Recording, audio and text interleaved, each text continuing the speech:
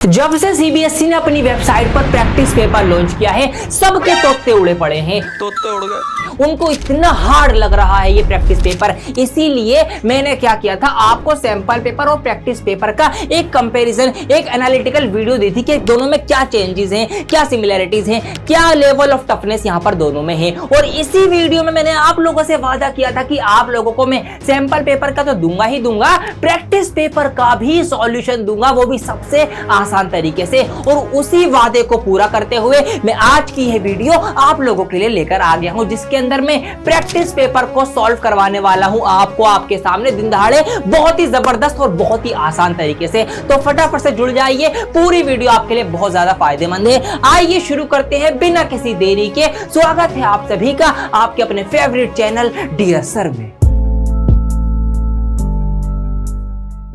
तो आइए दोस्तों, सेक्शन ए की स्टार्टिंग करते हैं। 20 सवाल हैं प्रैक्टिस पेपर में भी और फाइनल एग्जाम में भी होंगे। ये 20 सवाल आपको 20 नंबर दिलाएंगे। मेरे नजरिए से सोचो तो बहुत आसान लगेंगे आपको ये सवाल। पहला सवाल पढ़ते हैं। लिखा हुआ है कि the graph of polynomial px, कोई पॉलिनोमियल px है, उसका कोई ग्राफ है, वो ग्राफ इन पॉइंट्स से होके गुजरता है। ये बात हमसे कही गई। फिर हमसे पूछा गया, बताइए which among the following is a factor of px, के इन चारों में से कौन सा उस पॉलिनोमियल का फैक्टर होगा।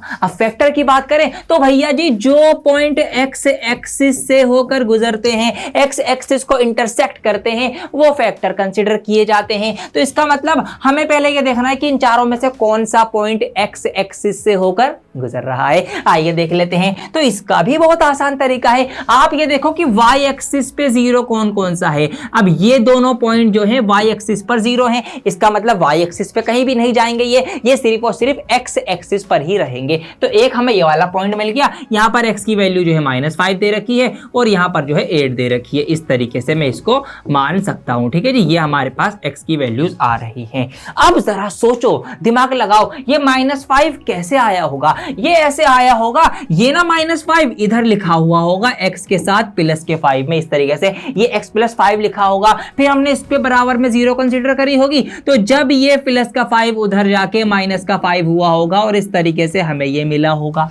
समझ में आ रही है बात। बिल्कुल इसी तरीके से ये x = 8 कब आया होगा, कि जब ये x के साथ माइनस में लिखा होगा। फिर हमने इसको 0 के इक्वल कंसीडर करके इस तरीके से ये माइनस का 8 उधर जाके प्लस का 8 हुआ होगा, जब आया होगा। इसका मतलब इनसे पहले वाली जो सूरत है, जो शक्ल है, वो क्या है, वो ये है। इनसे पहले वाली ये है। अब देख लो आप, इनमें से कौन सी आपके फैक्टर में दिखाई दे रही है, वो आंसर है, सिंपल एज दैट। तो यहां पर मैं देखूंगा x + 5 तो नहीं है, x - 8 है। यस, यही हमारा आंसर हो जाएगा, ऑप्शन बी, x - 8 इसका फैक्टर है, क्योंकि यही x - 8 इधर जाके वो 8 प्लस का हो गया, फिर x = 8 ये वाला पॉइंट हमें मिला होगा। तो इस तरीके से हमने पहला सवाल कर लिया। क्या मुश्किल था, कोई कुछ नई चीज थी इसमें? नहीं ना, बस सोचने का सारा फर्क है। ये चीजें बहुत आसान लगने वाली है। पूरा पेपर आपको मैं बहुत मजेदार तरीके से करवाने वाला हूं। फटाफट से बढ़ते हैं क्वेश्चन नंबर 2 की तरफ। क्वेश्चन नंबर 2 भी बहुत ज्यादा आसान है। आपको दो इक्वेशन दी गई है, लीनियर इक्वेशन, रेखिक समीकरण आपको दी गई है,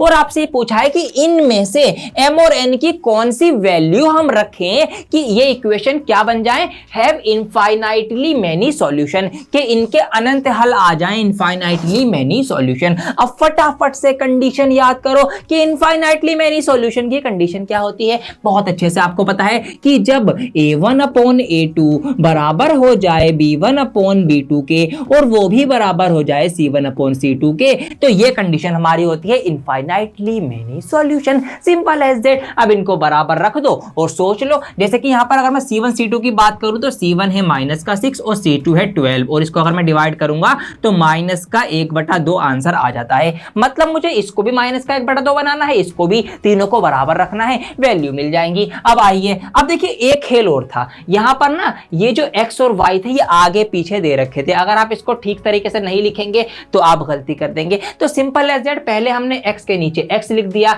y वाले के नीचे y वाला लिख दिया, जो कि यहां पर नहीं लिखा हुआ था। फिर हमने इसको कंपेयर कर लिया, c1/c2 आ गया। अब b1/b2 देख लो। अब b1 है यहां पर +4, तो ऊपर रहा आया +4। अब 6 दूनी 12 डबल हो रहा है, तो 4 दूनी 8, तो यहां पर मैं 8 कर दूंगा, और मुझे माइनस भी चाहिए, तो इसका मतलब मैं माइनस भी कर दूंगा। तो सिंपल एज दैट इस तरीके से भी यहां पे आ जाएगा। तो यहां से -8 ये मुझे मिल गई n की वैल्यू। n देख लो, -8 किस में है, तो n - 8 सिर्फ इसमें है, और कुछ करना ही नहीं है क्योंकि किसी और में n-8 नहीं है, तो यही वाला आंसर है ऑप्शन सी जो है आप लगा देंगे बिना सवाल को आगे बढ़ाए। अगर आप चाहे पूरा करना चाहते हैं सवाल पूरा भी कर दीजिए, कोई बात नहीं। यहां पर आप इस तरीके से देख लीजिए, अब ऊपर है m, नीचे है 12, माइनस का 12 है नीचे a2 की जगह। अब वही यहां पर कितना चल रहा है, आधा आधा चल रहा है, तब यहां पे माइनस का 12 है तो ऊपर क्या होगा, ऊपर 6 होगा, सिंपल एज इट। तो m is equal to 6 and n is equal to minus का 8। तो ऐसे आपको पहचान लेना है। तो ऑप्शन नंबर जो सी है ये इसका सही जवाब हो जाएगा। कुछ भी मुश्किल नहीं है इसमें, सिर्फ हमने कंपेयर करा है और देखा है अपनी सिचुएशन के अकॉर्डिंग। ऐसे ही कोई और सी सिचुएशन आ जाए, अगर नो सॉल्यूशन की आ जाए या आपकी वन सॉल्यूशन की आ जाए, यूनिक सॉल्यूशन की आ जाए, तो आप उसके अकॉर्डिंगली रख के निकाल देना, सिंपल एज इट। फटाफट से बढ़ते हैं क्वेश्चन नंबर 3 की तरफ। क्वेश्चन नंबर 3 स्टार्ट करने से पहले मैं आपको बता दूं कि इस सारे सवालों की पीडीएफ बनेगी और ये पीडीएफ आपको मिलेगी हमारे टेलीग्राम ग्रुप पे। तो लिंक डिस्क्रिप्शन में दिया गया है, टेलीग्राम ग्रुप में ऐड हो जाना, पीडीएफ करना, पीडीएफ डाउनलोड करना और खुद से भी सारे सवाल सॉल्व करना। क्वेश्चन नंबर 3 बहुत आसान, दिखने में बहुत लंबा है, एक ही नंबर का है लेकिन आसान है। कैसे है बताता हूं। अ टीचर आस्क्ड 3 स्टूडेंट्स, एक टीचर ने 3 विद्यार्थियों से पूछा। क्या पूछा उसने, यहां पर एक इक्वेशन दी गई है किसके बारे में, नेचर ऑफ रूट्स के बारे में, कि अगर ये है q² - 4pr is more than 0, अगर ये 0 से ज्यादा है, इस इक्वेशन का रूट इससे निकल के आ रहा है। तो जब भी हमें ध्यान रखना नेचर ऑफ रूट में कि हमारा b² माइनस का 4ac जो हम डिस्क्रिमिनेंट निकालते हैं, जब ये 0 से ज्यादा होता है, मतलब 1 से बड़ा होता है, 0 से बड़ा होता है, तो इसका मतलब ये है कि उस इक्वेशन के 2 रियल एंड डिस्टिंक्ट रूट्स निकल के आते हैं, मतलब 2 अलग अलग हल सॉल्यूशन रूट्स निकल के आते हैं। ये बात हमें पता है। अब इसका मतलब यहां पर भी भैया देखिए मोर देन 0 है, तो इसका मतलब यह हुआ कि इस इक्वेशन के 2 अलग अलग रूट निकल के आएंगे। अब टीचर ने पूछा बच्चों से कि बताओ, ठीक है, तो वो जो रूट होंगे वो कैसे होंगे, क्या होंगे। तो जैन कह रहा है, जैन एक बच्चा विद्यार्थी, वो कह रहा है भैया रूट जो होंगे ना ऑलवेज पॉजिटिव होंगे, कि हमेशा पॉजिटिव ही आएंगे। और जो विपुल है वो कह रहा है कि रूट्स पॉजिटिव होंगे कब, जब PQR भी पॉजिटिव होंगे। और सुमन कह रही है कि रूट्स निगेटिव होंगे जब PQR पॉजिटिव होंगे। अब तीनों आपस में लड़ने पड़े, पॉजिटिव निगेटिव, अरे इसकी ऐसी की तैसी। तो यहां पर अब क्या आंसर हम बताएंगे, कैसे करेंगे। देखिए सोचने वाली बात यह है कि अब ये हमारे पास हमें पता है कि 1 से बड़ा है, 0 से बड़ा है, मतलब 2 अलग अलग रूट आएंगे। रूट निकालने का फॉर्मूला याद करो जरा, क्या होता है, वो होता है -b plus minus under root discriminant, मतलब यही d अपॉन में 2a। अब आप एक बात सोचो ध्यान से, सॉल्व तो करना ही नहीं है, सिर्फ सोचना है। सोचना यह है कि जब हमारा जो ये b है ये बड़ा है, क्योंकि इसको हम बड़ा लेंगे जब ही तो ये पॉजिटिव में आएगा, जब ही तो ये 0 से बड़ा होगा। अब ये जब बड़ा है, वो बड़ी वाली चीज माइनस में है, समझ में आ गया, जवाब मिल गया होगा आपको। b को हमने बड़ा लेना है ताकि 0 से बड़ा हमारा ये निकल के आए b² - 4ac, और जो बड़ा नंबर है, बड़ी संख्या है, वो माइनस में है फॉर्मूले में रूट के। तो इसका मतलब क्या होगा, रूट कैसे होंगे, यस, रूट हमारे निगेटिव होंगे, माइनस में होंगे। तो इसका मतलब जो सुमन है वो सही कह रही है कि भले ही PQR पॉजिटिव हो, ठीक है, इससे फर्क नहीं पड़ता, लेकिन क्योंकि फॉर्मूले में b के साथ माइनस लगा हुआ है और b हमारा बड़ा होता है इस कंडीशन में, इसीलिए रूट्स कैसे होंगे, नेगेटिव होंगे। तो सुमन सही कह रही हैं, सुमन जीत गई हैं, सुमन का आंसर सही है। देखा आपने, सॉल्व करने की जरूरत ही नहीं है, चाहो तो करके देख लेना, आंसर यही मिलेगा। मैं तो आपको सोच दे रहा हूं अपनी कि कैसे सोच के आंसर लिखना है, क्योंकि इस सेक्शन में सिर्फ आंसर लिखने के ही तो नंबर है, सॉल्यूशन के नंबर थोड़ी है, तो इसीलिए सोचना ऐसे आना चाहिए आपको। करेक्ट, आगे बढ़ते हैं, क्वेश्चन नंबर 4 करते हैं। यहां पर फिर से बहुत बड़ा सवाल, एक ही नंबर देके जाएगा लेकिन आसान है। कैसे है देखिए, यहां पर हमें ना 2 कॉन्सेंट्रिक सर्कल दिए गए हैं, मतलब 2 वृत्त दिए गए हैं जिनका एक ही सेम केंद्र है, केंद्र बिंदु जो इनका सेंटर जो है वो सेम है। यहाँ पर इसी में से ये छोटा वाला सर्कल बना है, इसी सेंटर से ये बड़ा वाला सर्कल बना है, कोई बात नहीं। पॉइंट दे रखे हैं और भी के, the ratio of the area of inner circle, area of inner circle and outer circle, दोनों इस छोटे सर्कल का अंदर वाले का और बाहर वाले के एरिया का अनुपात, इनके क्षेत्रफल का अनुपात 1:9 दिया गया है। जो गिवन दिया है उसी से सवाल को आगे बढ़ाना है। तो एरिया का फॉर्मूला क्या होता है, πr²। पहले इनर वाले की बात हो रही है तो भैया जी इनर वाले को पहले लिख लो, तो πr² अपॉन में पाई, बाहर वाला बड़ा है तो उसके लिए मैंने बड़ी r लिख दी। दोनों का रेशो अनुपात तो मैंने डिवाइड में लिख दिया, क्या है जी 1:9 है, पाई से पाई कैंसिल कैंसिल आउट हो जाएगा, आर स्क्वायर रह जाएगी और इधर आर बड़ा वाला रह जाएगा। इस तरीके से ये आपका कुछ आ जाएगा। अब ये जो दोनों का स्क्वायर है इसको हटाओ, इस स्क्वायर को उधर पहुंचाओ, इक्वल के उधर जाके ये स्क्वायर रूट बन जाएगा। तो जब ये रूट बन जाएगा तो इस तरीके से हमारा 1 का जो रूट होगा वो 1 ही होगा और 9 का अंडर रूट आपका 3 होगा। तो इस तरीके से छोटी आर और बड़ी आर दोनों रेडियस, दोनों त्रिज्याएं निकल के आ चुकी हैं। इसका मतलब सिर्फ यहां से यहां तक ये जो इसकी छोटे वाले की रेडियस है ये तो आपकी 1 यूनिट है और ये यहां से यहां तक पूरी इतनी बड़ी, यहां से लेकर यहां तक ये पूरी की पूरी 3 यूनिट है। ये हमको बात समझ में आती है, इतनी बात समझ में आई? ठीक है। हमसे पूछा है, क्या पूछा है, which of the following are the coordinates of A. ये जो ए पॉइंट है बीच में इसके आपको कोऑर्डिनेट्स बतानी है। तो आइए पहले इस टेढ़ी लाइन को एक तरफ सीधा करके सिंपल करके लिखते हैं। तो यहां पर ये आपका लेट सपोज पॉइंट ओ हो गया, ये आपकी इधर यहां पर पॉइंट बी हो गया, बी के कोऑर्डिनेट्स है आपके 3 और 5, ओ के कोऑर्डिनेट्स हैं आपके -4 और 3 और बीच में कहीं पर यहां पर आपका पॉइंट ए है, इसके निकालने हैं। अब देखिए यहां से यहां तक है आपका एक, मतलब यहां से यहां तक की दूरी है 1 यूनिट और पूरी दूरी जो है यहां से यहां तक की पूरी ये है आपकी 3 यूनिट। 3 यूनिट में से ये वाली इतनी माइनस कर दो 1 यूनिट, तो इतनी कितनी बची, ये आपकी 2 यूनिट बची। इसका मतलब जब हम इस पूरे 3 में से ये एक हिस्सा हटा देंगे तो बाकी का कितना हिस्सा रह गया, यहां से यहां तक ए से लेकर बी तक ये आपका 2 यूनिट का रह गया। कहीं ना कहीं ये इसकी रेशो आ चुकी है। Simple as that. Coordinate formula लगाओ, इधर के पॉइंट पता है, उधर के पॉइंट पता है, किस रेशो में डिवाइड हो रहे हैं वो रेशो पता है, फटाफट से फॉर्मूला लगा लो और अपना आंसर जो है लेके आ जाओ। स्पीडली करना है अब आपको। ये फॉर्मूला में चाहे तो माइंड में ही करके सॉल्व कर सकता हूं, लेकिन सिर्फ आप लोगों के लिए लिख रहा हूं ताकि आप लोगों को रिकॉल हो जाए, याद हो जाए। तो फॉर्मूला क्या होता है कोऑर्डिनेट्स निकालने का, m1x2 प्लस m2x1 अपॉन में m1 प्लस m2। ये आपका x का कोऑर्डिनेट निकल के आ जाएगा और सेम फॉर्मूला आपका y के लिए भी यूज होता है, m1y2 प्लस m2y1 अपॉन में m1 प्लस m2। ये आपका आ गया y के लिए। बस इसको फटाफट से सॉल्व कर दीजिए, आंसर लेकर आ जाइए। तो ये आपका m1 होगा, ठीक है जी, ये आपका m1 है और ये आपका m2 है। तो m1x2, तो m1x2 3 एकम 3, ठीक है, 3 1s are 3 लिख दिया। प्लस में क्या आएगा m2x1, m2x1 2 चौक 8 और माइनस का 8 आएगा क्योंकि माइनस का 4 है, ये लिख दिया जी। m1 प्लस m2 मतलब 2 और 1 आपका 3 हो जाएगा, ये लीजिए जी, ठीक है जी। चलिए आगे बढ़ जाते हैं, इधर आ जाओ।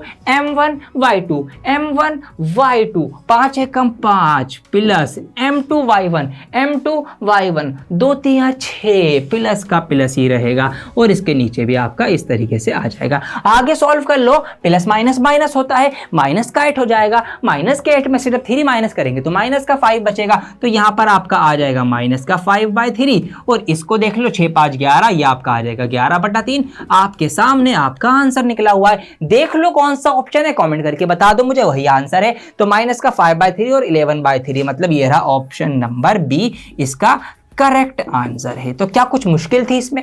लंबा था, थोड़ा सा टाइम ले रहा है मानता हूं मैं, लेकिन मुश्किल तो कुछ नहीं है ना। तो यही चीजें आपको करनी है, घबराना नहीं है सवाल देख के। इतना लंबा सवाल 1 नंबर मिलेगा, मेरे घंटों खा जाएगा ना मुन्ना, ऐसा नहीं करना। तसल्ली से ठंडे दिमाग से सॉल्व करना है, क्योंकि दिमाग गर्म होगा तो सवाल गलत होगा, ठीक है जी, ये बात आपको ध्यान रखनी है। आइए फटाफट से अगला सवाल, question number 5 from the chapter triangle. तो काफी लंबा सवाल है लेकिन बहुत आसान है, बट डायरेक्ट नहीं पूछा, इनडायरेक्टली पूछ लिया है, कहानी बना दी गई है। लिखा हुआ है कि Sonali is standing on a side of a 7 metre wide road. जैसे यहाँ पर दिखाया गया है, सोनाली एक लड़की है, ये रही यहाँ पर खड़ी हुई है, एक 7 मीटर चौड़ी सड़क के किनारे पे खड़ी हुई है सोनाली जी, कोई बात नहीं। She wants to estimate the distance D. वो इस वाले डिस्टेंस डी को, मतलब यहां से लेकर यहां तक का जो ये डिस्टेंस है डी, इसको वो एस्टिमेट, इसका अंदाजा लगाना चाहती है कि कितना होगा ये। और अंदाजा भी कैसे, बिना सड़क को पार करे। सुस्त, 1 नंबर की आलसी है सोनाली कि ये सड़क भी पार ना करनी पड़े और यहां से यहां तक का डिस्टेंस भी पता कर लूं।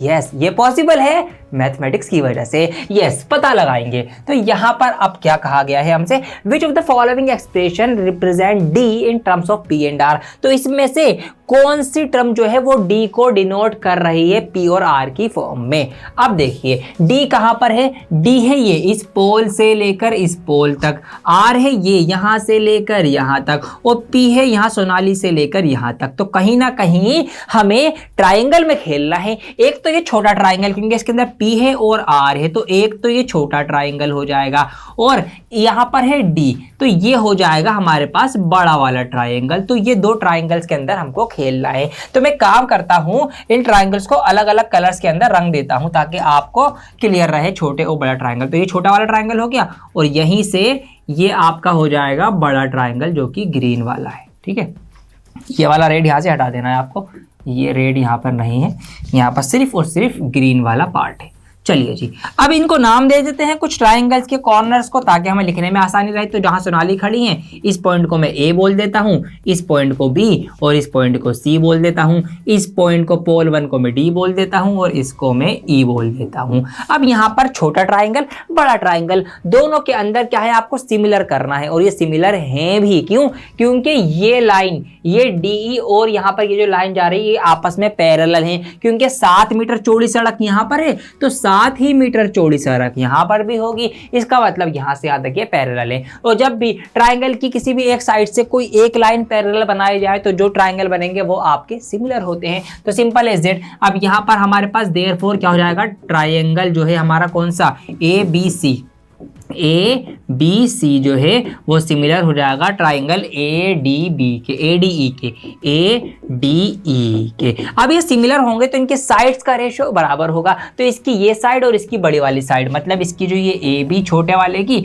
और बड़े वाले की ए से लेकर डी तक पूरी, इनका रेशो बराबर होगा इस साइड के। इसकी ये बी सी ले लो और इसकी ये डी ई ले लो, तो B C upon D E ये मैंने यहाँ पर ले ली है। जो जो इनकी वैल्यूज हैं वो लिख दीजिए फटाफट। ए बी कितना है जी, पी है, ए से लेकर बी तक की दूरी पी है, तो यहाँ पर ए बी की जगह मैंने पी लिख दिया। ए डी यहां से लेकर यहां तक पूरा, तो इतना तो ये 7 है, सड़क है, और इतना ये पी है, तो 7 प्लस पी, तो यहां पर आ जाएगा आपका 7 plus P equal to B C कितना है जी, आर है, दे रखा है, यहाँ पर मैंने आर लिख दिया। और डी ई कितना है जी, यहाँ पर यहां से यहां तक का डी डिस्टेंस है, ये मैंने लिख दिया। क्रॉस मल्टीप्लाई करेंगे, डी की मल्टीप्लाई पी में हो जाएगा, तो ये पी डी हो जाएगा। इक्वल में आर की मल्टीप्लाई जो है वो 7 प्लस पी में हो जाएगी। और हमारे पास ये जो पी है मल्टीप्लाई में है, तो इस पी को इधर इक्वल के लेके आप नीचे डिवाइड में पहुंचा दीजिए। यहाँ पर पी आ चुका है, तो डी को हमने एक्सप्रेस कर दिया है आर और पी के उसमें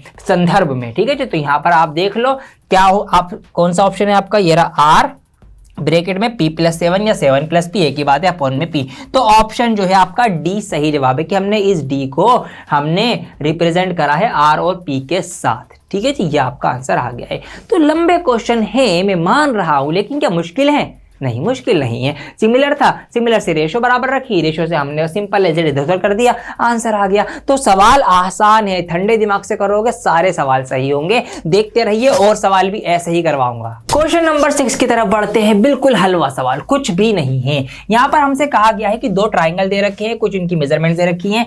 along with the given information, इस इंफॉर्मेशन के साथ which of this is sufficient, क्या चीज काफी होगी, क्या चीज सफिशिएंट होगी, ये कंक्लूड करने के लिए, ये निष्कर्ष निकालने के लिए क्या कि KLM ट्राइंगल और PQR ट्राइंगल जो है वो सिमिलर है। मतलब इन दोनों ट्राइंगलों को सिमिलर करने के लिए या सिमिलर प्रूफ करने के लिए हमें और क्या चीज चाहिए होगी। अच्छा, हमें पता क्या क्या है, देखिए हमें दे रखा है कि ये 4 K से लेकर L तक 4 है और P से लेकर Q तक 8 है, मतलब ये डबल हो रही है। तो हमें यहाँ पर KL अपॉन PQ का रेशो दे रखा है, ये बात हम कह सकते हैं, जो रेशो बराबर है इधर ML, छोटे वाले में ML अपॉन RQ, क्योंकि वहां पर भी देखिए 3 की 6 हो गई, जो कि हमारे पास 1/2 हो रही है। तो हमें 2 साइड का रेशो दे रखा है। अब सिमिलर करने के लिए हम क्या करें, हमें यहाँ पर 2 साइड का रेशो दे रखा है।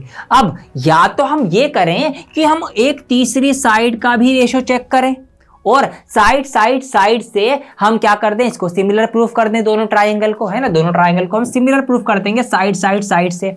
या फिर हम ये भी कर सकते हैं कि दो साइड तो हमें गिवन है, हम कोई ना कोई सा एक एंगल बराबर जांच लें, बराबर उठा लें, और फिर हम साइड साइड साइड मतलब बेसिकली साइड एंगल साइड वाले क्राइटेरिया से हम इसको सिमिलर साबित कर दें।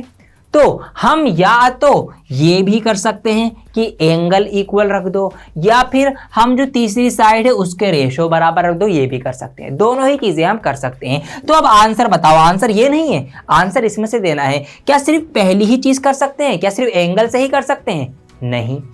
ऑप्शन बी जो है वो है ओनली सेकंड। क्या सिर्फ साइड के रेशो से ही प्रूफ कर सकते हैं सिमिलर? नहीं, हम तो दोनों से ही कर सकते हैं, या तो हम साइड साइड साइड कर लें या साइड एंगल साइड कर लें। इसका मतलब ऑप्शन सी सही आंसर होगा कि आइदर वन और टू, मतलब या तो पहला कर लो या दूसरा कर लो। हमें दो साइड का तो रेशो गिवन ही है, अब या तो आप तीसरी साइड लगा लो, या फिर आप तीसरा एंगल लगा लो, या आप पहला कर लो या आप दूसरा कर लो, आइदर वन और आइदर टू। इस तरीके से हमने बिना कुछ करे ही देखते ही इसका ऑप्शन नंबर सी बता दिया है, क्योंकि दोनों से ही सिमिलर हो जाएगा। तो या तो ये ले लो या ये ले लो, मर्जी है तुम्हारी, ऐसे करना है। तो ये आपका क्वेश्चन नंबर 6 हो गया है। फटाफट से बढ़ते हैं क्वेश्चन नंबर 7 की तरफ। वीडियो पसंद आ रही हो तो इसको लाइक करते रहना। अब अगर मैं इस सवाल को सॉल्व करता तो मैं कुछ भी नहीं लिखता, मैं डायरेक्ट आंसर लिखता। जी हाँ, और आपको करना ही है ये सेक्शन में डायरेक्ट आंसर लिखना है। देखिए सोचिए, हमको क्या बताना, what is the length of PE, P से लेकर ई तक की लंबाई बतानी है। अब कैसे मैं इसको सोचूंगा? सॉल्व करने को तो बहुत कुछ है इसमें, ये सेक्टर है सर्कल का, आप रेडियस सोचो, सेक्टर सोचो, बहुत कुछ कर सकते हो, लेकिन एक नंबर में नहीं करना है हमको, शॉर्टकट लगाना है हमको। कैसे लगाएंगे? देखिए, यहाँ से लेकर यहाँ तक ये कितना यूनिट, ये 6 यूनिट। सेंटीमीटर में बात चल रही है, चलो जी 6 सेंटीमीटर है। अब देखिए, ये भी सर्कल की त्रिज्या है, सर्कल की रेडियस है, और जब इस तरीके से हमने सर्कल ड्रॉ करा तो यहां से लेकर P से लेकर Q तक ये भी सर्कल की क्या होगी, ये भी सर्कल की रेडियस होगी। इसका मतलब P से लेकर Q तक की दूरी कितनी है, ये भी 6 सेंटीमीटर है। इसका मतलब यहां से लेकर यहां तक है आपका 6 सेंटीमीटर। इतनी बात समझ में आती है आपको? बिल्कुल आती है। अब इसका लाइन का अगर हम आधा करें, हाफ करें, तो कहीं ना कहीं इसका आधा यहां पर कहीं पर आएगा, तो आधा हो जाएगा 3 का, 6 का 3 हो जाएगा ना आधा, 6 सेंटीमीटर का हाफ 3 सेंटीमीटर हो जाएगा। मतलब यहां से यहां तक का ये हो गया आपका 3 सेंटीमीटर, और इसी तरीके से यहां तक भी ये हो गया आपका 3 सेंटीमीटर। अब ये जो पॉइंट है, ये वाला पॉइंट कहीं ना कहीं 3 और 6 के बीच में आ रहा है, और 3 और 6 के बीच में क्या होता है, 4.5 होता है। 6 और 3 9 का आधा 4.5। तो इस तरीके से मैंने कुछ भी नहीं करा, सिर्फ देख के आंसर बता दिया। यही चीज आपको करनी है। तो 4.5 इसका आंसर होगा, 3 भी नहीं होगा, 4 भी नहीं होगा, 3.5 भी नहीं होगा। तो इसका option number D 4.5 centimetre answer है, यहां तक पी से लेकर ई तक का जो फासला है। देखा, मजा आया ना आपको? ये है शॉर्ट ट्रिक, ऐसे आपको करना है। तो फटाफट से कुछ ही सेकंड में सवाल सॉल्व हो गया है। 8वां सवाल करते हैं। सर्कल चैप्टर टेंजेंट के अंदर से अगला सवाल, स्पर्श रेखाएं। यहाँ पर सवाल है कि अ सर्कल इज ड्रॉन, एक सर्कल, एक वृत्त बनाया जाता है। 2 points are marked outside the circle, 2 बिंदु सर्कल से बाहर कहीं पर मार्क्ड किए जाते हैं, मार्क करे जाते हैं। चलो जी, एक पॉइंट मैंने यहाँ पर ये बना दिया है, और इस तरीके से वो पॉइंट बनाए जाते हैं कि 3 tangents can be drawn to the circle using these 2 points. और जो हमने वो 2 पॉइंट्स बनाए हैं, इन दोनों पॉइंट से सिर्फ हम 3 ही टेंजेंट बना सकते हैं। ऐसे हैं ये 2 पॉइंट, इस तरीके से लगाए गए हैं। तो इनमें से कौन सी वाली बात सही होगी? आप पहले टेंजेंट बना तो ले हम यहाँ पर। तो एक पॉइंट मैंने ये लगाया, और यहाँ से एक टेंजेंट आपकी ये जाएगी, इस तरीके से आ गई, ठीक है जी। और दूसरी टेंजेंट जो है आपकी यहाँ पर इस तरीके से, इसकी ये मैंने 2 टेंजेंट जो है वो बना दी है, ठीक है जी। इसको टच करते हुए ये लीजिए। अब देखिए, अगर मैं दूसरा पॉइंट कहीं पर भी बनाऊं, लेट सपोज मैंने यहां लिया, तो जब मैं यहां से टेंजेंट बनाऊंगा तो यहां से भी 2 टेंजेंट बन जाएंगी, और हमें सिर्फ 3 ही टेंजेंट बनानी है, 4 नहीं बनानी, तो ये पॉइंट मैं नहीं ले सकता। ऐसे अगर मैं कहीं पर लेट सपोज यहां पर लूंगा तो यहां से भी मेरी 2 टेंजेंट इस तरीके से बन जाएंगी, तो फिर 4 टेंजेंट हो गई, नहीं बना सकता। तो भैया मैं अगला पॉइंट कहाँ लूं? एक पॉइंट तो ये हो गया, तो वो जो मैं नेक्स्ट पॉइंट बिंदु लूंगा वो कहीं ना कहीं मुझे किसी ना किसी एक टेंजेंट पर ही लेना पड़ेगा। जी हाँ, जब भी पॉसिबल हो पाएगा ऐसा कि हम सिर्फ 3 टेंजेंट बना पाएंगे, जैसे कि यहाँ पर अब ये हो गया। तो अब यहाँ पर से सिर्फ 3 ही टेंजेंट बनेंगे। कौन कौन सी टेंजेंट बनेंगी? एक आपकी ये बन गई, एक आपकी ये बन गई और एक आपकी ये बन गई। तो इस तरीके से 3 टेंजेंट बनी है। कब बनी है? कि जब हमने एक ही टेंजेंट पर दोनों पॉइंट लिए हैं। तो आइए अब कौन सी बात सही है देखते हैं। All 3 tangents are equal in length, के तीनों जो टेंजेंट बनी है वो लेंथ में बराबर है। नहीं, गलत। क्यों? क्योंकि ये वाली छोटी हो सकती है जो अपने पॉइंट करीब कर दिया है, तो बाकी की 2 बराबर हो सकती है। ये पॉइंट हमारा आंसर नहीं है। Both the points lie on one of the tangent, दोनों जो पॉइंट हैं, पॉइंट नंबर 1 और पॉइंट नंबर 2, वो कहीं ना कहीं किसी एक टेंजेंट पर ही पड़े हुए हैं। यस, ये तो सही जवाब है। सही बात है कि दोनों पॉइंट किसी एक टेंजेंट पे ही आ रहे हैं, या तो इस पर आता या फिर हम यहां पर आते तो इस पर आता। तो यस, ऑप्शन नंबर बी इसका सही है कि दोनों पॉइंट्स किसी ना किसी एक टेंजेंट के ऊपर ही हैं। तो यही हमारा आंसर है। बाकी के हमको पढ़ने की जरूरत भी नहीं है। पढ़ना चाहें आप पढ़ सकते हैं, गलत ही निकलेंगे। यह हमारा क्वेश्चन नंबर 8 हो चुका है। आइए फटाफट से क्वेश्चन नंबर 9 की तरफ बढ़ते हैं। तो अगले सवाल में हम फिगर्स को पढ़ने जा रहे हैं और फिगर्स को पढ़ना बहुत ज्यादा जरूरी है आपके लिए, और इसको सीखना एक कला है, क्योंकि ये आपको देखा देखी में ही जवाब दे देती है अगर आपको इसको सही से पढ़ना आता है। देखिए मैं दिखाता हूं, मैं सारी इंफॉर्मेशन यूज करूंगा, कुछ भी नहीं लिखूंगा और आंसर आपके सामने आ जाएगा निकल के। क्या क्या हमें दे रखा है? हमें दे रखा है यहाँ पर भैया 3 टेंजेंट बनी हुई है यहाँ पर, ठीक है जी। QL बराबर 2 सेंटीमीटर है। अब QL है यहाँ से लेकर यहाँ तक एक छोटी सी ये टेंजेंट स्पर्श रेखा जो कि है 2 सेंटीमीटर। अब देखिए किसी भी एक्सटर्नल पॉइंट से जब एक टेंजेंट बनती है, 2 टेंजेंट बनती है, वो दोनों इक्वल लेंथ की होती है। इसका मतलब जब QL 2 सेंटीमीटर की है तो L से लेकर N तक ये भी तो एक टेंजेंट है ना, और इस L पॉइंट से बनी है तो ये भी यहाँ से लेकर यहाँ तक 2 सेंटीमीटर की होगी। ये हमने यहाँ से खुद ही बात निकाल ली है। KL जो है वो 6 सेंटीमीटर है। KL मतलब यहाँ से लेकर यहाँ तक का ये 6 सेंटीमीटर का है, ठीक है जी। और कुछ दे रखा है हमको PM, ठीक है। PM कहाँ पर है? ये रहा PM। ये जो है ये कितना है? हाफ ऑफ KL, KL का आधा है। KL कितना है? 6 सेंटीमीटर है। 6 का आधा 3 सेंटीमीटर है। इसका मतलब MP जो है या PM ये है आपका 3 सेंटीमीटर। और क्योंकि PM या MP 3 सेंटीमीटर है और ये भी इसके साथ टेंजेंट है, इधर MN दोनों M पॉइंट से बनी है, तो M से लेकर N तक की दूरी भी 3 सेंटीमीटर की हो जाएगी। इसका मतलब L से लेकर M तक का पूरा हो जाएगा ये 3 और 2 5। और देखिए ये जो टेंजेंट है Q से लेकर K तक, ये पूरी यहां से लेकर यहां तक कितनी रहेगी? 6 + 2 6 और 2 8 हो जाएगी। और ये वाली बड़ी टेंजेंट इस वाली बड़ी टेंजेंट के बराबर होगी, क्योंकि ये दोनों पॉइंट K से बनी है, ठीक है जी। अगर मैं अलग कलर से इसको हाईलाइट करूं तो K से लेकर P तक की और K से लेकर ही Q तक की, इसकी मैं बात कर रहा हूं। तो ये दोनों टेंजेंट ये है 6 और 2 8 सेंटीमीटर की। अब 8 में से 3 सेंटीमीटर तो इधर इतना हो गया, तो इसका मतलब यहां से लेकर यहां तक का, K से लेकर N तक का हो जाएगा आपका 5 सेंटीमीटर। सब कुछ हमने पता कर लिया है। अब आप खुद सोचो, देखिए इस ट्राइंगल के अंदर, ट्राइंगल LKM के अंदर यहाँ पर ये यहाँ से लेकर यहाँ तक 5 सेंटीमीटर और ये यहाँ से लेकर यहाँ तक 3 और 2 5 सेंटीमीटर, ये 5 सेंटीमीटर, ये 5 सेंटीमीटर। इसका मतलब ये है कि ये दोनों साइड जो हैं वो बराबर हैं। इसको अलग से आप ऐसे करके देख सकते हो, ठीक है। अलग से अगर मैं बना दूं, ये आपका L है, ये आपका K है, ये आपका M है, ये दोनों साइड बराबर। और जब 2 साइड्स बराबर होती हैं तो उनके आमने सामने के एंगल भी बराबर होते हैं। तो जब ये वाला 50 डिग्री है यहाँ पर दे रखा है, तो फिर यहां पर ये वाला भी कितना होगा? 50 डिग्री होगा। हमको निकालना कौन सा है? LMK हमको ये वाला निकालना है, मतलब यहां पर ये वाला। तो सिंपल है, Z आपके सामने आंसर है। एक ट्राइंगल के तीनों एंगल का सम, तीनों कोणों का योग 180 डिग्री होता है। तो जब भैया ये और ये 50-50 होगा, यहाँ पर ये 50-50 100 हो गए और बाकी का कितना बचा? 80 बचा। इसका मतलब हमारे पास ये वाला जो एंगल है, मतलब ये वाला एंगल, ये कितने डिग्री का है?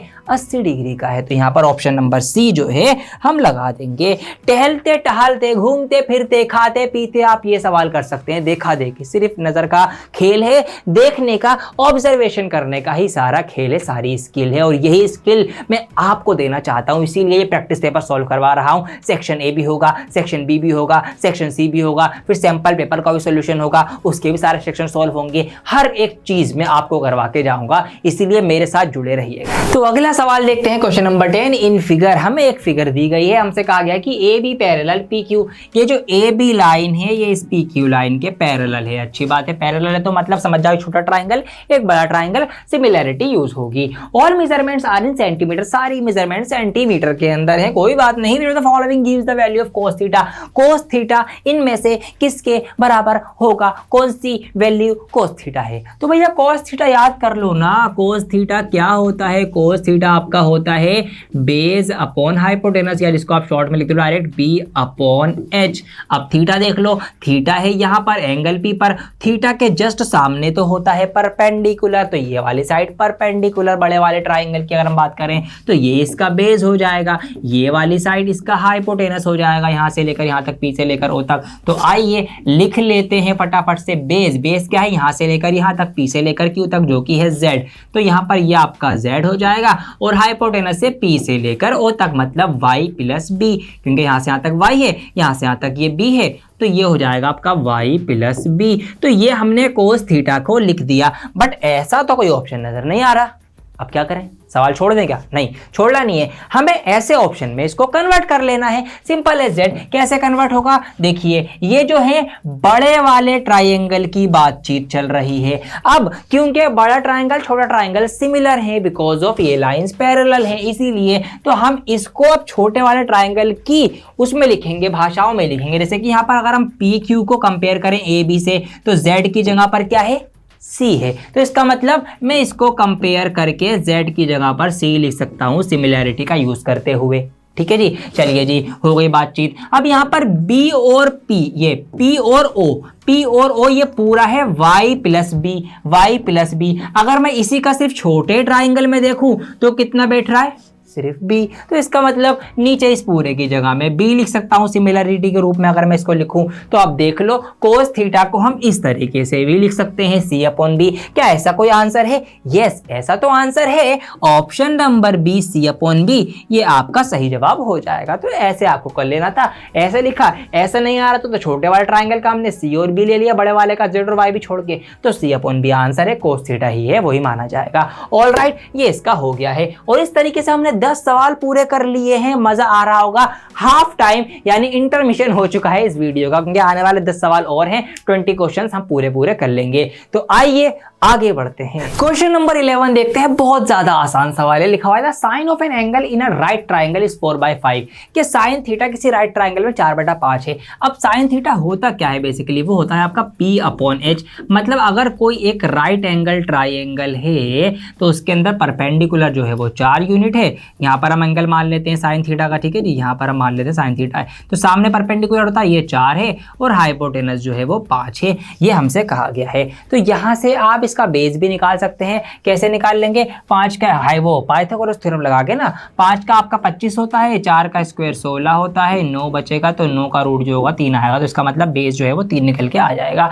ये हमें यहाँ पर कहा गया है। तो which of this could be the measure of the side of the triangle? तो ट्राइंगल की साइड क्या हो सकती है? वैसे यहाँ से हमने पता लगा नहीं, 3, 4 और 5 हो सकती हैं। ऑप्शन देखो, अरे ऐसा तो कोई ऑप्शन नहीं है, तो क्या सवाल गलत हुआ है हमारा? हम सवाल छोड़ दें क्या? भाग जाए पेपर देके? नहीं, कुछ भी नहीं करना, सवाल सही है। क्यों सही है? देखिए, हमारे पास साइड निकल के आएंगे 3, 4, 5, लेकिन यहाँ पर ऐसी नहीं है, बट इसी के कंपैरेटिवली सिमिलर तो कुछ साइड्स है ना। अब सिमिलर ढूंढो। देखिए 3, 4, 5 का सिमिलर है वो यहाँ पर है ऑप्शन नंबर सी में, 6, 8, 10। मतलब अगर हम इन्हीं को मल्टीप्लाई 2 कर दें, इंटू 2 कर दें इस तरीके से तीनों साइड्स को, तो ये आपकी 10 बन जाएगी, ये आपकी 8 बन जाएगी, ये आपकी 6 बन जाएगी। तो 6, 8 और 10 तो ये ट्राइंगल की साइड होंगी। Simple as it. Direct answer नहीं मिल रहा है तो थोड़ा सिमिलर देख लो, रेशो में देख लो, मल्टीप्लाई डिवाइड करके कुछ ना कुछ आ रहा ही होगा।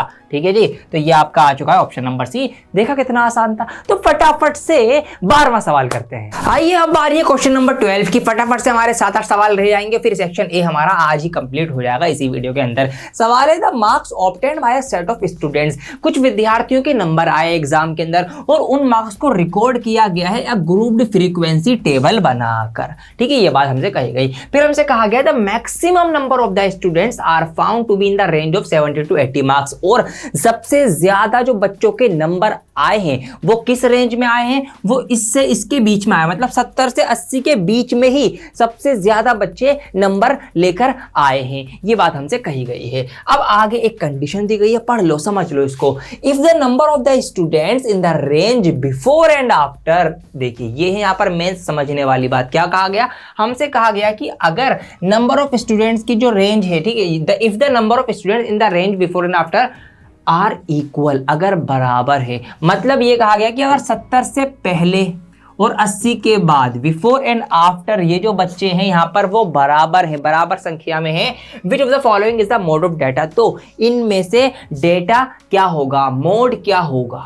अब देखिए कैसे पता करना है, ये हिंट दिया गया हमें, हमसे कहा गया कि भैया 70 और 80 की जो रेंज है, सबसे ज्यादा जो बच्चे के नंबर आए हैं वो इसके बीच में आए, मतलब 70 से 80 के बीच में नंबर लेकर आए हैं बच्चे, और जो नंबर ऑफ स्टूडेंट्स है वो इससे पहले और इसके बाद बराबर हैं। अब इधर और इधर जब बराबर हैं तो ये तो आपस में कैंसिल आउट ही हो जाएगा, सिर्फ यही हमारी क्लास रह जाएगी। और मोड पता करने के लिए, क्योंकि सबसे ज्यादा बार इसी के बीच में आया है, इधर उधर बराबर है, तो हम कहीं ना कहीं इसके भी बीच का नंबर निकालेंगे। तो 70 और 80 के बीच का क्या होता है, 75 होता है, 75 होता है। तो इस तरीके से आप ऑप्शन बी 75 मार्क्स लगा देंगे। एक तरीका ये है, या फिर आप इसको प्लस करके इसका आधा कर दो, जब भी आपका आंसर यही आएगा। तो ऐसे आपको इसको करना था, मोड निकालना था, क्योंकि सबसे ज्यादा बच्चे इसी के बीच में नंबर लेकर आए हैं, और फिर शुरू और बाद के बच्चों की इक्वल संख्या है, तो इसका मतलब इसी में लाए हैं, और इसका बीचों बीच का जो नंबर है वही इसका मोड है। ऐसे आपको इसको करना था। आइए फटाफट से क्वेश्चन नंबर 13 करते हैं। एक अच्छा सवाल है यहाँ पर, जो कि आपका क्वेश्चन नंबर 13 है। लिखा हुआ है कि इन द गिवन फिगर,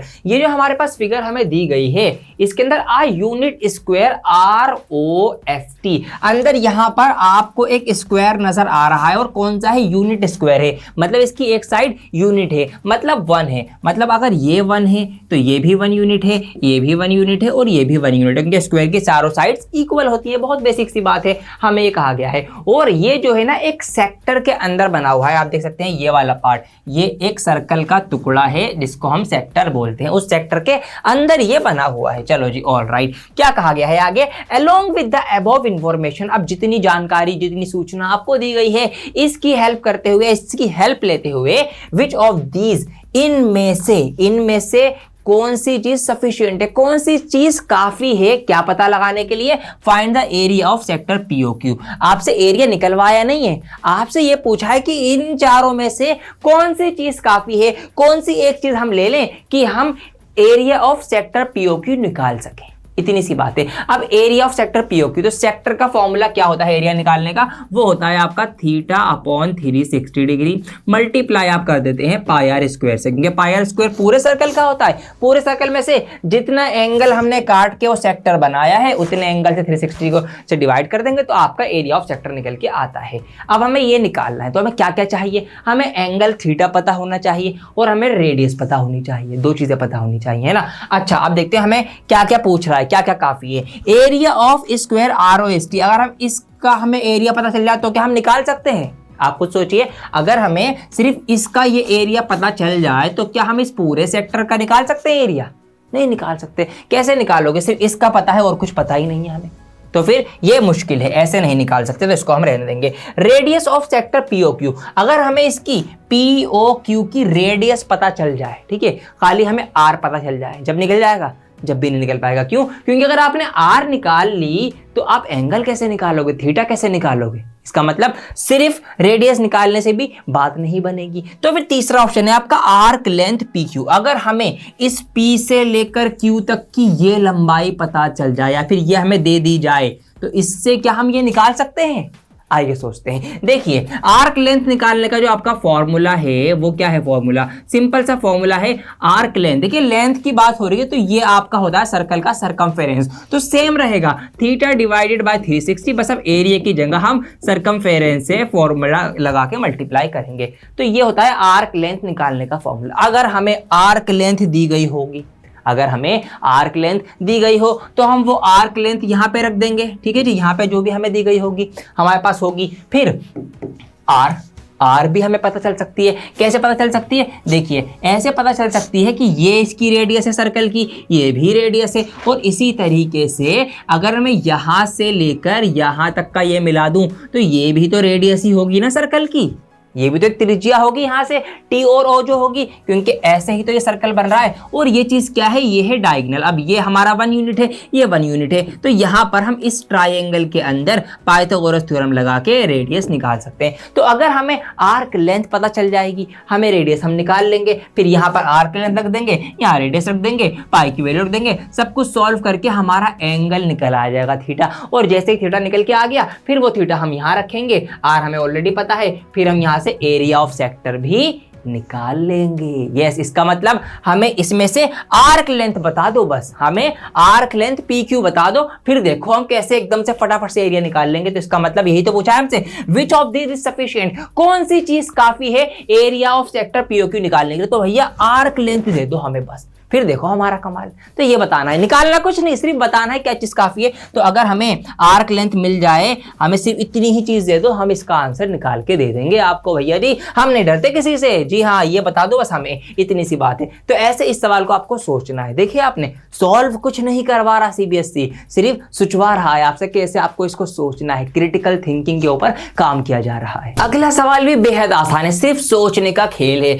यहाँ पर आपको ना एक पैटर्न दिया गया है, और इस पैटर्न के अंदर एक खास बात है। पैटर्न कैसा है? पैटर्न ऐसा है कि हम ना अगर पिछले 2 नंबर को जोड़ेंगे तो हमें अगला नंबर मिल जाएगा। जैसे कि यहाँ पर हमने 1 और 0 को जोड़ा तो हमें 1 मिल गया, फिर हमने 1 और 1 को जोड़ा हमें 2 मिल गया, हमने 2 और 1 को जोड़ा हमें 3 मिल गया, 3 और 2 को जोड़ के 5 आ गया, 5 और 3 को जोड़ के 8 आ गया, 8 और 5 को जोड़ के 13 आ गया। ऐसे 13 और 8 को जोड़ेंगे तो अगला नंबर मिलेगा। तो ऐसी कोई भी सीरीज जहां पर हम पिछले 2 नंबरों को जोड़कर अगला नंबर प्राप्त करते हैं, ऐसी सीरीज को हम बोलते हैं फिबोनाची सीक्वेंस या फिबोनाची सीरीज। इसके ऊपर मैंने एक शॉर्ट वीडियो बनाई थी बहुत पहले, मुझे याद भी नहीं अब कहां पर पड़ी होगी वो। खैर, ये सीरीज आपकी होती है जहां पर पिछले 2 नंबर्स को जोड़ के अगला नंबर हम प्राप्त करते हैं, फिर पिछले 2 को जोड़ेंगे अगला मिलेगा, फिर उन पिछले 2 को जोड़ेंगे अगला। इस तरीके से सीरीज आगे बढ़ती है। ये हमको दी गई है, कोई बात नहीं। अब क्या करें, दी गई है तो क्या हो गया। अब देखिए हमें यहां पर एक रिप्रेजेंटेशन दिखाई गई है इसी सीरीज का यूज करते हुए स्क्वायर की फॉर्म में। जैसे कि यहां पर देखिए 1 में 1 मतलब ये एक पार्ट जो है ये सिर्फ 1 है,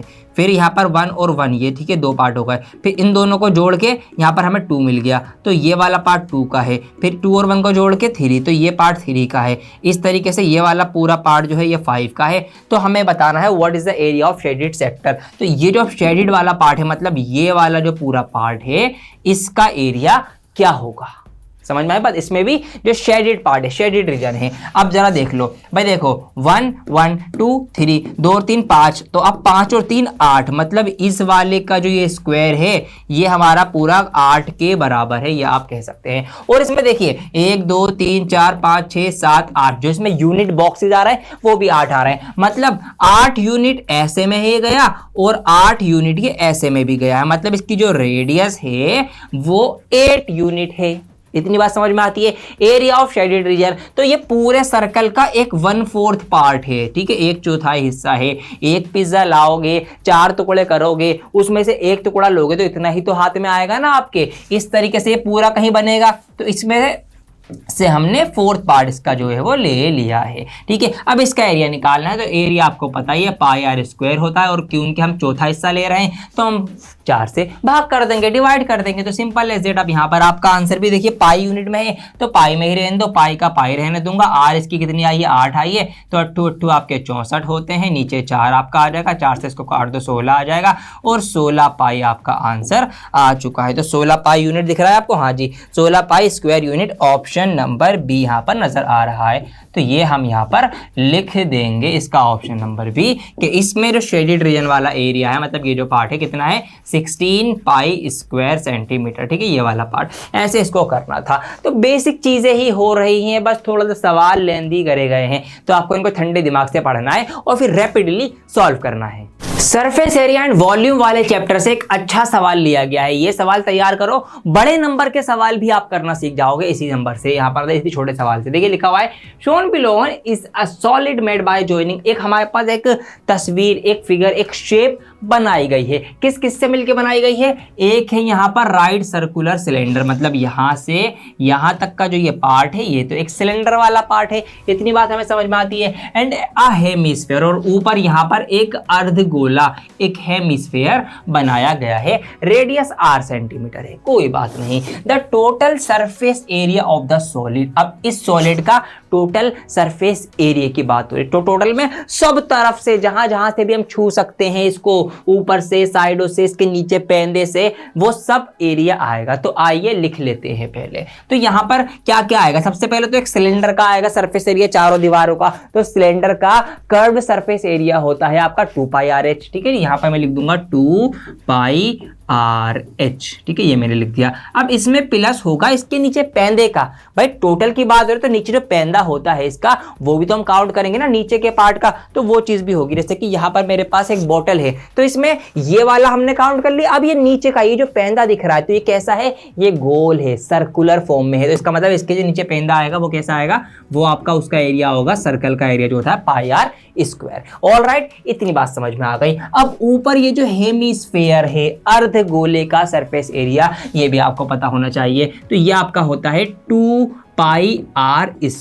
तो इस तरीके से इस सॉलिड का पूरा टोटल सरफेस एरिया जो है वो आ चुका है।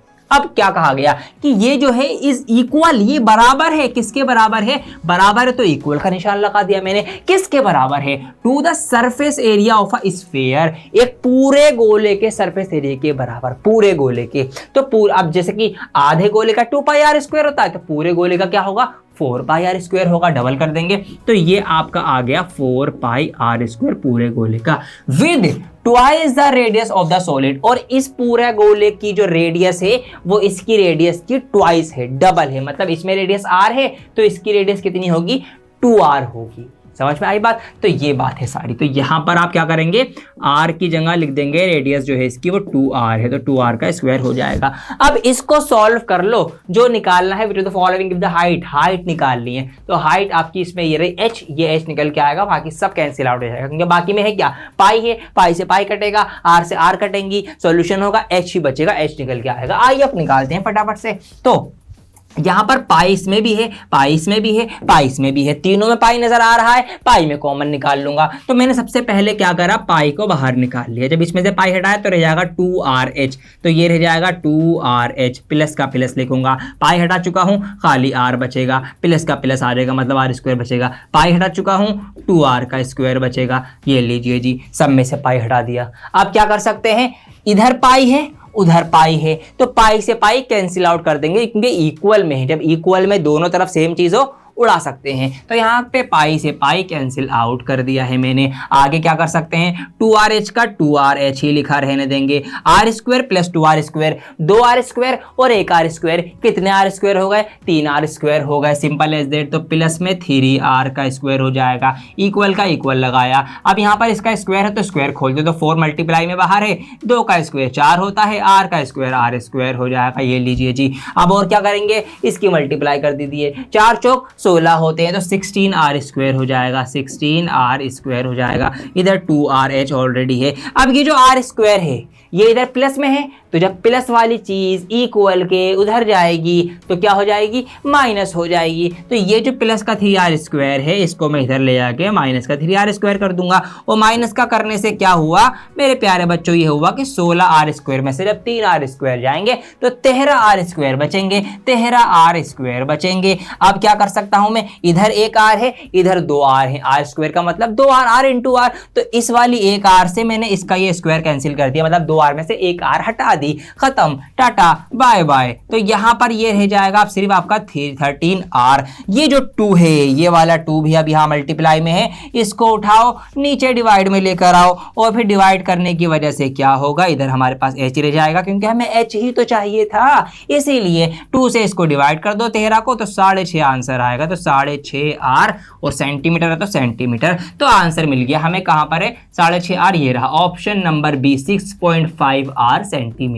तो ये सवाल था, लंबा सवाल था, 1 नंबर में था, बट करना तो यही है आपको, बड़े सवालों में भी यही करना है, फिगर को देखना है, एनालाइज करना है, किससे क्या बन रहा है, क्या हो रहा है, कौन से फॉर्मूले लगाने हैं, सॉल्व करना है। तो 1 नंबर का सवाल हो, 2 नंबर का हो, 3 नंबर का हो, 4 नंबर का हो, 5 नंबर का हो, कितना भी बड़ा सवाल हो ऐसे ही सॉल्व होगा। मैं यही चीज आपको सिखाना चाह रहा हूं, सॉल्विंग। ऑलराइट, आगे बढ़ते हैं। अगला सवाल है ट्रिग्नोमेट्री का, और प्रूफ करने वाला सवाल है। आप लोग बहुत घबराते हैं इससे कि सर कैसे प्रूफ करा जाता है, शुरुआत ही कैसे करी जाती है, मैं तो यही नहीं पता। मैं आपको बताता हूं। अब देखिए, मैं आपके तरीके से सोचूंगा। मैं मान लीजिए मैं भी 10th क्लास का विद्यार्थी हूं, स्टूडेंट हूं, और मेरे सामने ये सवाल आ गया, तो मैं कैसे करता? मैं ऐसे करता, मैं सोचता मुझे यहां से ये लाना है, इन चारों में से कुछ भी आएगा, मुझे नहीं पता। बट ये है कि यहां पर एक बड़ी सी डिवाइड मुझे दिख रही है और इनके बीच में मल्टीप्लाई भी है, और यहां पर ऐसा कुछ भी नहीं, ना कोई डिवाइड है ना कोई मल्टीप्लाई है। सिंपल सा आपका आंसर यहां पे दिख रहा है। इसमें तो मल्टीप्लाई भी नहीं, इनमें चलो मल्टीप्लाई है मैं मानता हूं, बट डिवाइड तो नहीं है। इसका मतलब मुझे इस डिवाइड को खत्म करना है।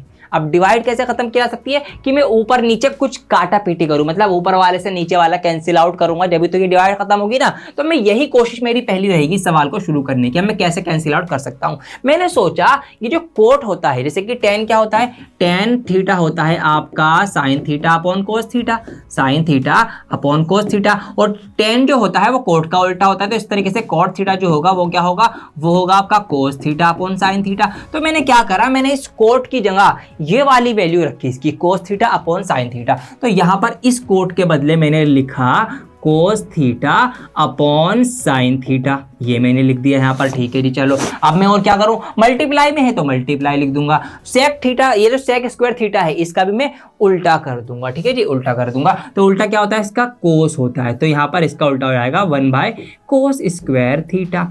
अब आप सोच रहे होंगे सर यहाँ पे तो sec ऑलरेडी था सवाल में, आप इसको सीधा रहने देते? नहीं, अभी मेरा ध्यान है सिर्फ कैंसिल आउट करने पे। अब यहाँ भी ऊपर cos मिला, यहाँ नीचे cos मिल गया उल्टा करने से, तो ये आपस में कैंसिल आउट होंगे, इसीलिए मैंने ये उल्टा करके लिखा है। ठीक है, और नीचे क्या है आपका कोसेक थीटा, तो कोसेक थीटा उल्टा होता है साइन थीटा का, इसको भी उल्टा कर दिया। अब ऐसा करने से इसके नीचे मुझे साइन मिल गया, इसके नीचे साइन मिल गया, साइन से साइन जो है आपका कैंसिल आउट हो जाएगा, नीचे 1 बचा, 1 को हम लिखने की जरूरत नहीं है। अब बेसिकली क्या बचा, ऊपर बचा हमारे पास कोस थीटा एकम कोस थीटा, और इसके नीचे बचा हमारे पास कोस स्क्वायर थीटा।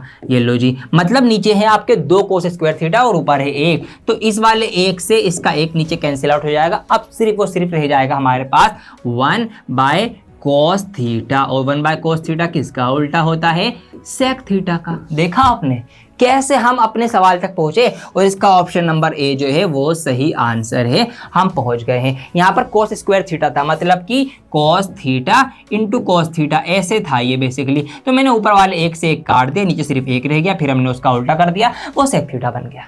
ऐसे हमको प्रूफ करने वाले सवालों की शुरुआत करनी होती है, सोचना होता है हमें क्या कैसे लाना है, क्या हम ला सकते हैं, फिर हमें अपने आंसर तक पहुंचना होता है। उम्मीद करता हूँ कि आपको समझ में आया होगा। वीडियो पसंद आ रही तो प्लीज इसको लाइक कर देना, अभी तक ना किया, और अगर आपने चैनल को सब्सक्राइब ना किया हो तो सब्सक्राइब करके फटाफट से 15 मिलियन यूट्यूब सब्सक्राइबर वाले चैनल का पार्ट बन जाइए। आइए देखते हैं थर्ड लास्ट क्वेश्चन, इसके बाद 2 बचेंगे असर्शन एंड रीजन वाले, और सेक्शन ए आपका कंप्लीट हो जाएगा। यहाँ पर सवाल है the height of the plant in Deepti's garden are recorded in a table given below.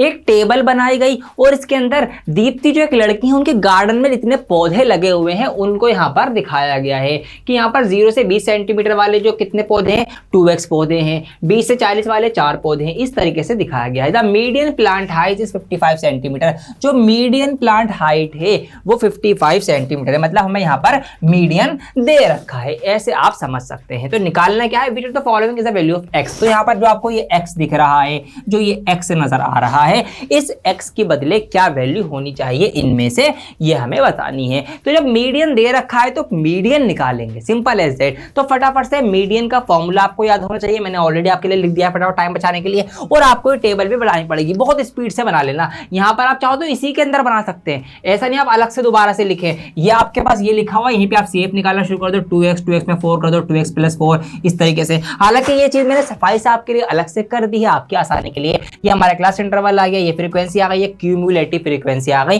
पहली सेम रहती है, फिर अगली जोड़ के लिख दो। तो 2x में 4 जुड़ा, 2x + 4, 2x + 4 में 4x जुड़ा। अब यहाँ पर एक सोचने वाली बात है कि x में x वाला जोड़ेंगे, नंबर खाली खाली नहीं जोड़ेंगे, नंबर अलग लिखेंगे, ठीक है जी। ऐसे तो 2x में 4x जुड़ेगा तो 6x हो गया, प्लस का 4 अलग ही लिख देंगे। इसी तरीके से अब इसमें 8 जुड़ेगा, अब 8 ये नंबर है, ये x नहीं है, तो ये x वाले में नहीं जुड़ेगा, ये नंबर में जुड़ेगा, तो 6x एज इट इज आएगा। 4 में ये 8 जुड़ के ये 12 लिखा जाएगा, ऐसे 12 में ये 4 जुड़ के 16 लिखा जाएगा और 6x अलग से रहेगा। तो x वाला अलग जोड़ना है, नंबर खाली अलग जोड़ना है, डिजिट अलग जोड़ना है। ऑलराइट, ये हमने लिख दिया। अब फॉर्मूले के अकॉर्डिंग रख दो। मीडियन क्लास आपकी क्या होगी, ये बीच वाली आपकी मिडिल क्लास हो जाएगी, बिल्कुल बीचों बीच में है। तो इसका जो आपका लोअर लिमिट है वो कितनी है, 40 है, तो यहाँ पर आप लिख देंगे 40, ठीक है जी।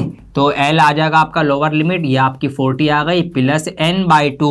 n कितना है आपका, ये रहा, इसका आधा कर दो तो 6x का आधा 3x हो जाएगा, तो यहाँ पर मैं डायरेक्ट लिख देता हूँ 3x, और 16 का आधा 8 हो जाएगा, तो यहाँ पर मैं 8 लिख देता हूँ प्लस के अंदर, माइनस लगाया फॉर्मूले वाला, और क्यूमुलेटिव फ्रीक्वेंसी एक ऊपर वाली दी जाती है, जो हमारी क्लास है मीडियम क्लास, उसमें से एक ऊपर वाली, तो 2x + 4, तो यहाँ पर 2x + 4 ये लिया जाएगा। ऑलराइट, फ्रीक्वेंसी सेम क्लास की रहती है, सेम इसकी रहती है, यहाँ पे ये आपकी 4x आ जाएगी, ये मैंने 4x लिख दिया। मल्टीप्लाई में आपका हो जाएगा इसका ये क्लास का साइज जो होता है आपका यहाँ पर है 20, 40 और 60 के बीच का, और मीडियन हमें दे रखा है 55। सारी वैल्यूज अगर एक बार सही से पुट कर लिया आपने तसल्ली से, फिर आपका आंसर सही आएगा। आप फटाफट से आपको रैपिडली इसको सॉल्व करना है, तो आइए करते हैं। तो देखिए यहाँ पे 40 का ये आपका ऐसे रहेगा, अभी तो मैं इसको ऐसे रहने देता हूँ। अब यहाँ देखिए अंदर क्या क्या मैं करूँगा, अंदर हम ये करेंगे, सबसे पहले इसका ब्रैकेट खोलेंगे, तो यहाँ पर 3x आपका एज इट इज रहेगा, प्लस का 8 एज इट इज रहेगा, ये आपका माइनस हो जाएगा, माइनस का 2x माइनस प्लस ये आपका माइनस का 4 हो जाएगा, ये ब्रैकेट खुल गया है।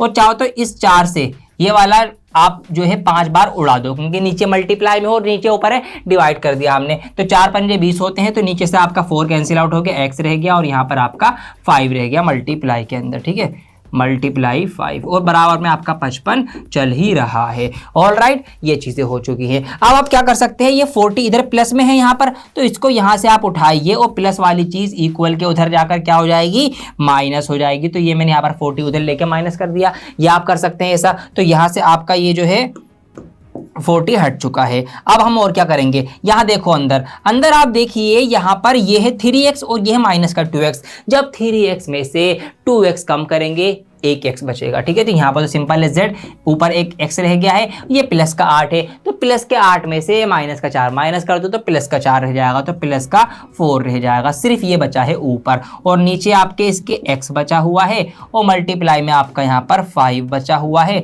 और यहाँ पर आप 55 में से 40 माइनस करेंगे तो 15 बचेगा। अब देखिए कमाल, अब ये जो 5 है, ये 5 मल्टीप्लाई में है, तो इस 5 को मैं यहाँ से उठा के नीचे डिवाइड में ले जाऊंगा। अच्छा जी, तुम भी आ जाओ, ये लो जी। जब ये डिवाइड में आ गया इस तरीके से, तो यहाँ पर ये कैंसिल आउट होकर कितना रह जाएगा आपका, 3 रह जाएगा। तो इसका मतलब यहाँ पर मैं डायरेक्ट 3 भी लिख सकता हूँ, सब कुछ कैंसिल आउट करके। तो इस तरीके से ये सवाल सिर्फ इतना सा रह गया है। अब हम क्या करेंगे, क्रॉस मल्टीप्लाई कर लो, x की 3 में होगी तो ये आपका 3x हो जाएगा। इधर हमारे पास x + 4 है, आपके सामने आंसर आ गया आपका। ये x इधर आके माइनस का होगा, तो जब 3x में से एक x माइनस करेंगे तो 2x बचेंगे। तो यहाँ पर आपका जो है फिर आगे चल के 2x रह जाएगा। इधर आपके पास 4 है, 2 दूनी 4 होता है, तो कुल मिला के एट द एंड फाइनली आपका x निकल के 2 आ चुका है। तो 2 ऑप्शन में है क्या, अगर 2 ऑप्शन में है तो आपके मजे हैं, क्योंकि आपकी सारी मेहनत वसूल हो चुकी है। बी ऑप्शन 2 इसका सही आंसर है। तो x की जो वैल्यू है वो 2 है।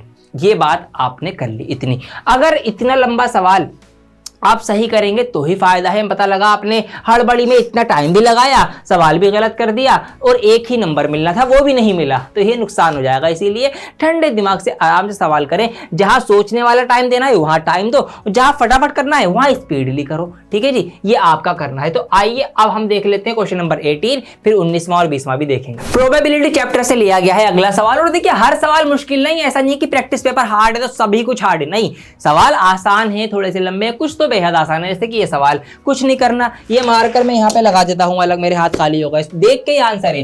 A bowl contains 3 red and 2 blue marble से, एक प्याले के अंदर 3 है लाल कलर के मार्बल कंचे और 2 है नीले कलर के कंचे। Ruhi wants to pick a red marble, तो रूही जो है वो रेड कलर का कंचा या मार्बल जो है वो पिक करना चाहती है। तो विच ऑफ द फॉलोइंग चेंजेस, हम इनमें से क्या चेंज करें, क्या बदलाव करें, could she make so that, ताकि क्या हो जाए, the probability of picking a red marble is greater than it was before, कि रेड मार्बल को पिक करने की जो प्रोबेबिलिटी है वो ज्यादा हो जाए पहले से।